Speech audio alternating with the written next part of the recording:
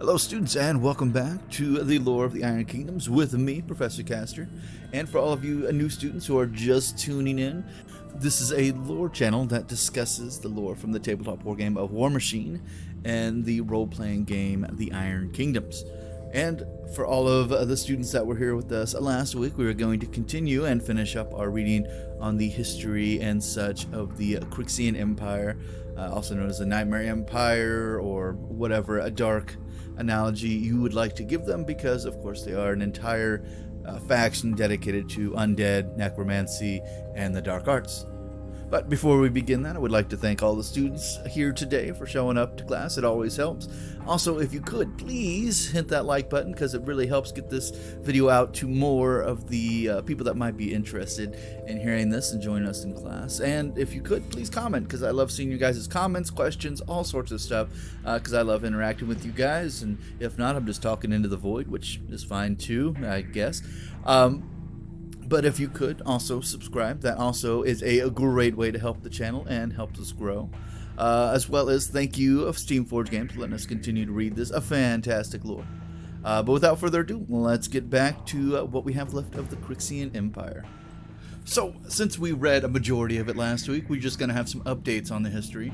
As everybody is well aware, Cryx are a very secretive organization. Even the people that work for them on the mainland aren't entirely sure what they're doing. They just take the coin, give information, and shut up and leave. But we do have a little bit of aftermath. For anybody that does know, the Thornwood Forest location for the Necrofactorium was actually located, and there was a skirmish there. We will get into that storyline when we read it. As soon as we get ourselves some more voice actors in. But we will finish off this as right now. Several necrofactoriums within the Wormwall now compromise the production center of the mainland war effort, with minor operations scattered in isolated places such as Veshenig, Headlands, and Viken Bluffs of Kodor. Previously, the largest portion of the Cryxian industry on the mainland was situated beneath Thornwood Forest, but the unlikely alliance between the nations of Kodor and Signar forced Cryx to relocate most of these facilities elsewhere. The recovery of resources lost at the Thornwood facility was swift by Cryxian standards, and the remaining necrofactoriums continued to bolster the Nightmare Empire's strength. So, after that fight, Kodor and Signar joined together when they discovered a much greater threat to the mainland, so they all focused in on that. And I believe there was a little bit of Protectorate with that group as well, but as with all alliances made out of desperation, they did not last long, so they are back to fighting. But that is what happened there. We will read a little bit more into that whenever we get into that, but we are going to continue to read. Appears we have an entire breakup of masters and servants, which goes over all the different elements of a Cryxian army, or at least all the standard unit sizes. So here, let's begin.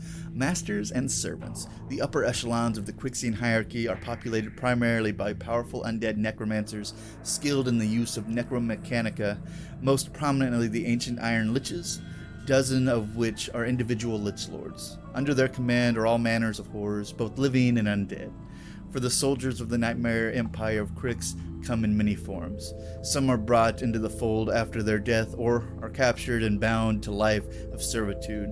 Others are lured by the promise of power and wealth as merciless pirates.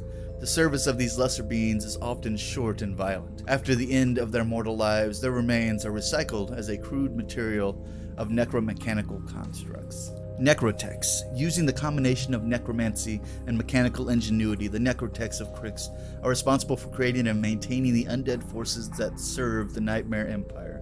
These mad servants shape creations that fit their twisted visions of perfection, and they replace their own flesh with an array of customized mechanical limbs. Necrotechs are at the heart of much of Cryx's industry, overseeing the operation of the Dragonfather's many necrofactoriums. Both on the Scarred Island and on the mainland, their efforts supply the Lich Lord with an endless stream of war material.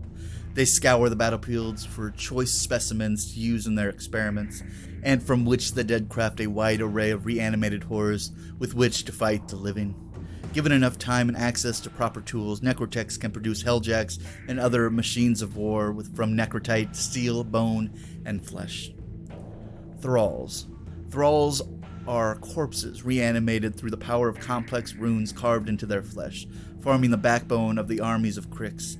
These risen dead are the most numerous of all Lord Torque's soldiers. The corpses used in the creation of the thralls are obtained through a variety of means, most often scavenged from the battlefields or purchased through Cryx's slave trade. Thralls vary in both intelligence and strength depending on the quality of the corpse and the power of the runes carved into their flesh. The simplest of these undead creations are mindless rabble intent on rushing across the battlefield to tear opponents limb from limb without regard to their own survival. Many of these troops are augmented with necrotechs to make use of mechanical components such as a massive steam-powered fist or sludge cannons. Other more advanced thralls possess a cold and cunning intelligence, allowing them to act out their master's stead and even develop their own personalities. Regardless of intelligence, though, all thralls are utterly beholden to their master and devoid of true free will. Revenants, Wraiths, and Banes. Not all the undead soldiers serving the Nightmare Empire are mindless or completely enslaved to the wishes of others. A number of these beings arise from souls bound to Cain by dark rituals and transformed into entities filled with an intrinsic animosity for the living. All of these undead retain intelligence and will, but their psyches are often shattered, retaining only glimmers of past memories now filtered through their new unnatural state of mind. These accursed warriors have no choice but to submit to the Dragonfather and his Lich Lords. Revenants and specters of various types play significant roles in different areas of the Cryxian forces. Bound to specific ships to become their eternal crews, Revenants make up the majority of the Ghost Fleet. A number of Wraiths also hunt Cryx, some fused with necrotech and put to specialized uses or driven to kill by the violence of their own deaths. Lastly, there is a formidable Banes, whose fabrication resembles the employ with thralls but requires a careful preparation of especially potent corpses. The remnants of the ancient warriors are used to house maddened spirits torn from the otherworldly void between Cain and Urcain. These enigmatic warriors often serve as heavy infantry or cavalry. Satixes. The Satixes were once an isolated warrior race living on the lonely, fog-shrouded Isle of Satix. If I'm pronouncing that wrong, please put that in the comments down below. I would love to hear the actual pronunciation of these guys. It wasn't until the dragon shacks clashed with Toruk in the skies above their island that the Satixes were transformed into their current blight-twisted forms. The women survived, but all the males of their tribes became monstrous creatures and perished, even the children. The Satixes have found a valued place in the Cryxian navy, both serving as leaders of the lesser pirate fleet and making up a larger portion of the crews in the infamous Black Fleet. Many are versed in the blood magic and are formidable combatants by nature, whether wielding modern firearms or their bladed lacerator whips. Satix warriors outmatch most opponents in speed, precision, and ferocity. Their cold disposition is well known among any who sail the Meridius, as is their complete disregard for the lives of others. Scarred Pirates and Black Ogren. Where areas the pirates of the northern seas may demand their target surrender or negotiate terms such as the relinquishing of cargo, the pirates of the Scarred Islands know no such niceties. Scarred fleets fire upon ships without warning, and once the pirates board, they either slaughter the entire crew or force them into chains. These boarding parties are merciless, swinging their crude axes and machetes like madmen amid deranged howls and war cries. Those taken aboard Scarred slave ships are destined to fate worse than death. Either they will suffer as gallery slaves, or, after being sold to the Blackwater market, they will be put to slave labor or dissected by necrosurgeons at the Nightmare Empire. The Scarred pirates have no sense of morality to which captain can appeal, or any who make trouble are summarily executed, as their abductors know corpses still hold value. The crews of Cryxian pirate vessels are diverse, and the Black Ogren are sometimes employed as boarding crew. Valued for their formidable size and ruthlessness in combat, these Ogren tend to serve the more powerful pirate captains, particularly those who engage in the slave trade. Upon boarding the targeted vessel, Black Ogrens unleash their rage and bloodlust upon any within reach, killing those unfit with heavy labor and dragging the rest off to a lifetime of servitude in the Cryx's foundries. Blighted Trollkin. After the fall of Mulgar, many Trollkin creels settled in the Scarred Islands. especially Blackrock. Close enough to be affected by Torok's potent blight, these Trollkins have had their flesh and minds twisted irrevocably, becoming quite different from their distant mainland cousins. They develop an insatiable taste of flesh and eagerly participate in the Nightmare Empire's conflicts.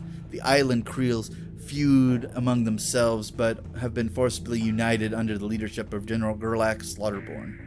Following Slaughterborn's commands, the blighted Trollkin of Cryx have participated in many of the bloodiest missions imaginable, often undertaking assignments with minimal chance of survival. On the battlefield, these Trollkins massacre any in their path, pausing only to feast on the dead. The Cephalix. Lich Lord Thalassina is credited with urging Asphyxius to reach out to the enigmatic Cephalix, believing they could forge a mutually beneficial pact. That Asphyxius managed to strike the deal with little-known race is significant, as Cephalix have never been deigned to communicate with other species and appear emotionless, even when compared to the undead. Asphyxius bargained for their service in mortal lives. Thus, Cephalix accompany Cryxian forces in battle, often claim a portion of the enemy survivors and surgically alter them to create warrior drudges and massive hulking monstrosities.